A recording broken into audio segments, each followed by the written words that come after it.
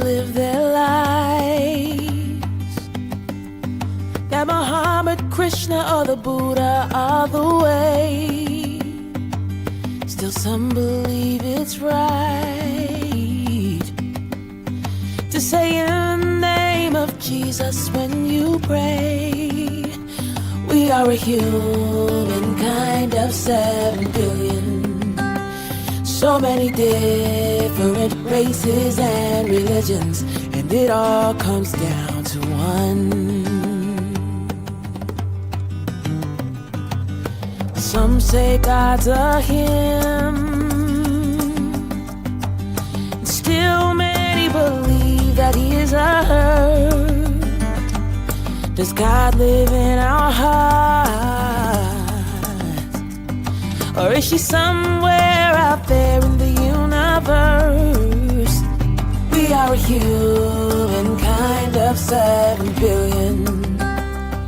So many different races and religions, and it all comes down to one. How far will we have to go before we learn the lesson? Gandhi was a Hindu, Martin Luther King a Christian.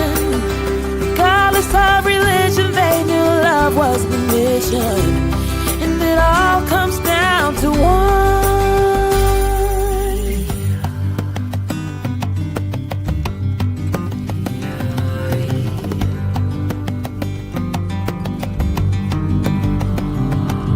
Is there no God at all, or a pantheon of gods up in the sky?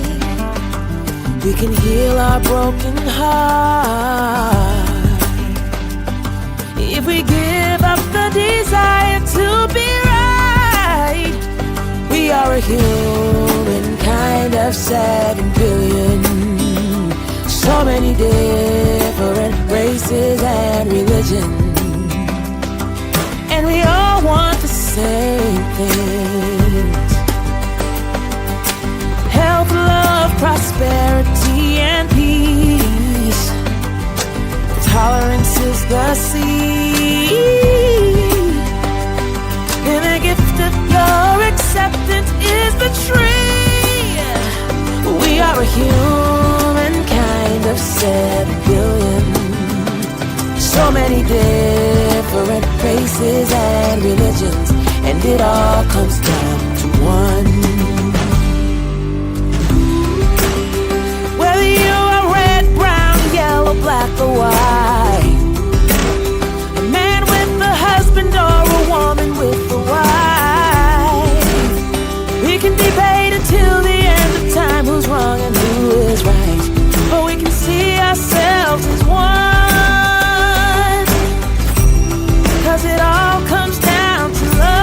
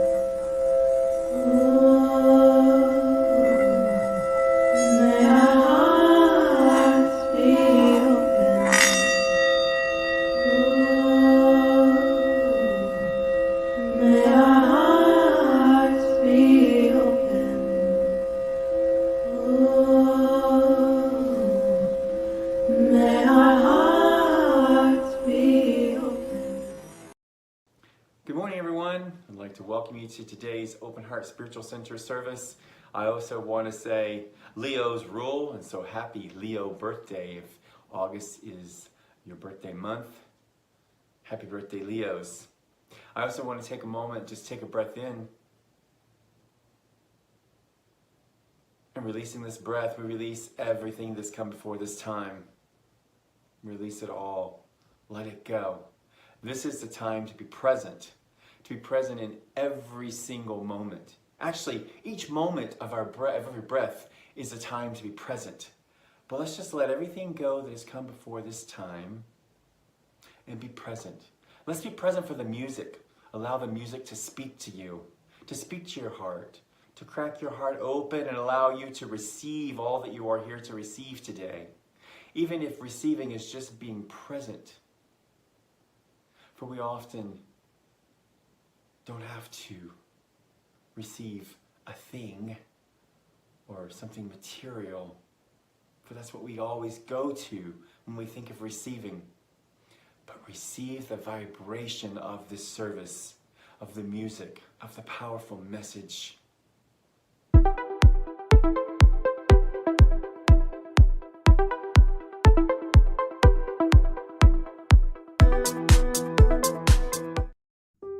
What comes from the heart reaches the heart. Good morning and welcome to our Heartstream for this Sunday, August the 17th. I'm glad you've joined us for this morning's Heartstream. Thank you for all that you do in joining us today. Continue to be appreciative for those of you that share the news about Open Heart, that share the news about this Heartstream, about the message that we're putting out. It's so vitally important as we look in our world today, as we look in this country and seeing the things that are happening both worldwide and here that are causes of concern. It's important to have those beacons of hope, those beacons of light, those beacons of opportunity, which I understand and know to be a part of the Open Heart message and the message of New Thought, Ancient Wisdom, and even including unity in that, being a part of this, being vitally important. Continue to share this message. Continue with your particular financial contributions and other ways in which you support the Heartstream. We've got a lot of exciting things that are going to be coming up by the end of the month and also moving into the months of September and October. I look forward to sharing that information with you as well. And as always, I greet you, I bless you, I see God in you. Today is a day like no other day. Just think and you'll know that it's true. Days like today should be holidays. So I'm singing this message to you. Happy birthday to you. Happy birthday to you. Happy birthday to you. Just have a happy day. There are several ways to give to Open Heart: through our Cash App at OHSC 901, online at OHSC901.com, or text the word GIVE to 615-422-4290. A powerful way to start or continue your day is with our daily prayer call. Each morning at 8 a.m. Central Time, a prayer team member provides an inspirational reading and an affirmative prayer. Join us at 901-586-8755. Hey, if you're in the Memphis area, each week you're invited to come out to Unity Christian Church, 3345 McCorkle Road, to join us for our Sunday celebration. This isn't just about John speaking, but it's about an opportunity for two powerful, wonderful congregations to come together. That's right, because we have people from Open Heart who join in singing, who work as platform assistants, and other things that happen on those Sundays. And if you're here, it's an opportunity for you to come out and to share with us. If you're not able to be here in person, you can always stream with us at Unity Christian Church, both on the Facebook page and on the YouTube channel. Hope to see you soon. Here we go, soprano. There we go.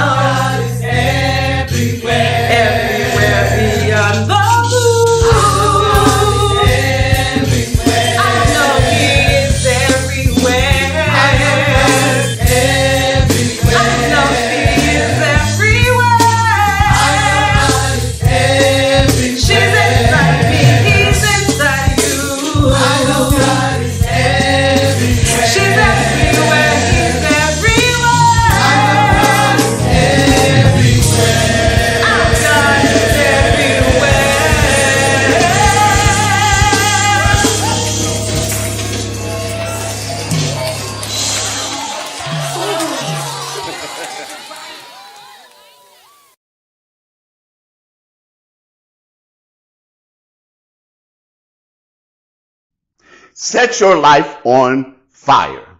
I had a conversation where this particular line from the Sufi poet Rumi came up. Set your life on fire. And right after that conversation, I had some experiences that took me back to this saying, to this expression by Rumi. The first was when I attended a funeral. And at the funeral, over and over and over again, everybody from the people who got up to give remarks to the eulogists, people were saying, you better get right. You got to get right. You don't know when your day or time is coming. Make sure that you get right. Got to get right. Got to get right. That was the thing that kept being said. As a matter of fact, I don't really recall whether much was said in the way of comforting the family and the loved ones who were there, but rather people just getting up, telling others about the fact that time is running out, and that you need to get right. And you don't want to go to hell. That was what I kept hearing. And it was about you need to do all that you can to avoid going to hell over and over and over again. Don't want to go to hell. And then later that evening, Emma and I watched a movie that was entitled Come Sunday. And if you're not familiar with the movie, Come Sunday is actually a movie that's about the experiences of Bishop Carlton Pearson. Carlton Pearson, if you're not familiar with him, was a star, if you will, in the Pentecostal evangelical world. He first rose to prominence through his association with Oral Roberts. And then after that, he started his own ministry there in Tulsa. And he had a diverse and multicultural ministry, which was something that people told him would never happen in Tulsa. But it did happen. It happened for Carlton Pearson. And it was a part of that. And he was a frequent guest on Christian television and conducted revivals and things like that. Because he had a tremendous voice as a singer. He had gospel albums out. And he really was a person who was admired by and followed by a lot of people. And something happened to Pearson. One night, as he was watching television, one of those commercials, you know, the ones I'm talking about, came on about some starving people in one of the countries in Africa. And as Pearson was watching that, he suddenly started to have some strange thoughts. And one of the thoughts that he had was the fact that while these people were there in a war-torn country, they were starving, and there didn't seem to be an end in sight to their suffering and all of that, that there was more suffering that they were going to experience because they were people who had not yet been reached, had not yet been evangelized, had not yet been converted. And he saw that, thinking about that's what he had been taught when he was in school, when he was in seminary, and that idea reinforced by the particular circles that he ran in. But as he thought deeper about that, and actually as he prayed about that, what he said came to him was the fact not only were these people not condemned because they hadn't been evangelized and converted, but also that there was no hell for them to go to be condemned to. And so Carlton started sharing this idea. He started spreading that idea around. And of course, you know, being in Pentecostal evangelical circles, that didn't go over too well. People started to shun him. People started to condemn him.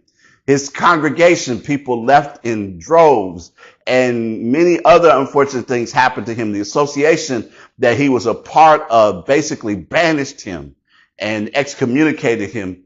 And there were a lot of things that happened as a result of that. Even his relationship with Oral Roberts was strained after Oral Roberts heard him professing the things that he was professing and the things that he now believed. And even when because he was asking people, well, let me get this right. Even if they've not heard the gospel, if you will, and not been evangelized, they're going to hell because of that. And the answer simply was yes. And Pearson, though, felt like, but these people can't help it. They can't help themselves. They can't help the situation that they're in that way and in that manner. And so as people had left him and abandoned him, he decided that he was going to move forward with the teachings in the way, or the understanding in the way that he now was receiving them. As a matter of fact, Carlton Pearson began calling himself a Metacostal. And that was a combination of Pentecostal and metaphysics, because he had started studying with several New Thought teachers and pursuing the teachings of New Thought and working for him in that particular way, working for him in that particular manner. And in subsequent years, Pearson, though, transitioned, but not before he had made his mark in that way, not before he had started talking about a gospel of inclusion, a way in understanding that people were not condemned to hell, a way in which people understood that there ultimately was not a hell. And as I watched that movie, and as I thought about some things, I started wrestling with those ideas all night because, still the echoes of the funeral and also of the movie were in my mind.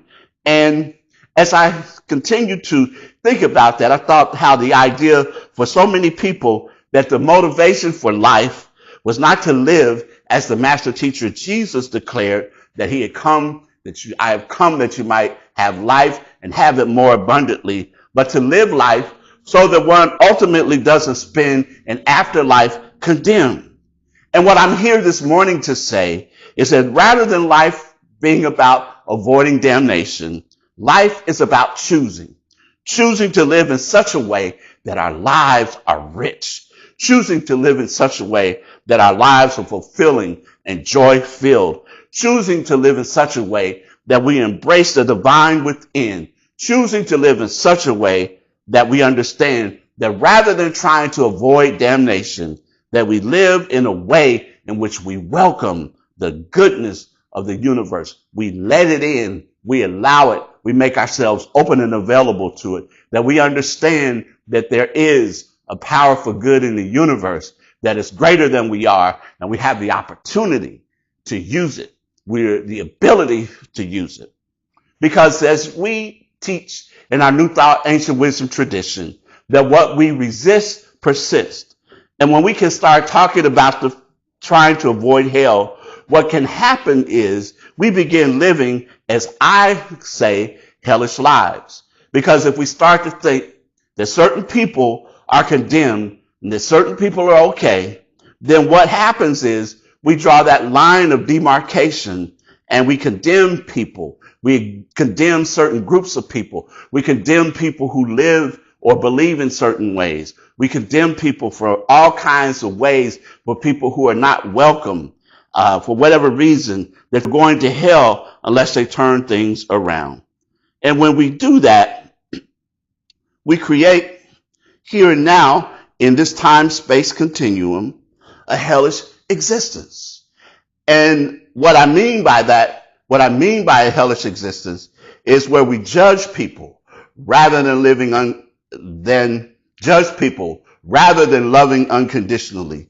We condemn people rather than opening our arms to accept them, where we have a closed mind rather than a mind that is open and available to the expression of spirit.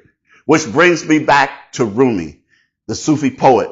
Set your life on fire. And as I listen to those words, it resonates in my mind, and it also resonates within me. Because Rumi's body of work is all about love for the divine. If we really get into reading it and understanding it, it's about love for the divine and about divine love expressing itself in, through, and as us and among us. And this whole process of loving creates a sense of passion, if you will, a sense of passion that we begin living our lives from passion as we set our lives on fire.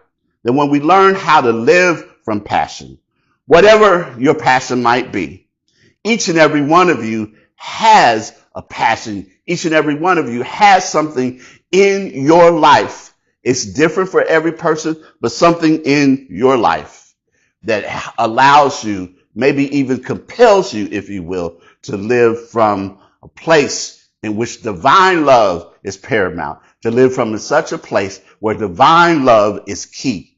And when we learn to live from that, then we understand that we are brought here in this time-space reality with passion, with certain gifts, that we're endowed with abilities, that there's certain things that we have, and we have this admonition from Rumi to set your life on fire and to live from these things.